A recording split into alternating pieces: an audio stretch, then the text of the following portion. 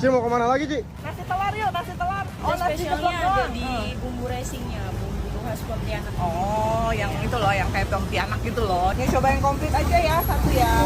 Masih kuliner di Barritos karena aku mampir ke nasi telur khas Kalimantan katanya. Telur ceplok dikasih minyak bawang tapi pakai lauk macem-macem. Uniknya ada satu panci besar isi kuah kari. Jadi ternyata nasinya tuh nanti disiram kari. Jadi lumayan beda sih sama nasi telur biasa. 25.000 ada ayam suwirnya, ada cumi, ini ada disiram bumbu kari juga. Telurnya aku pesan setengah mateng. Telurnya setengah mateng.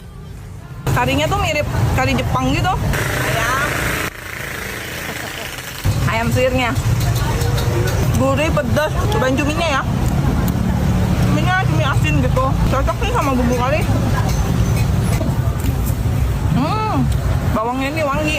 Ini daftar harganya. Nah, sini makin malam tuh makin rame ya. Nasi telur bumbu racing.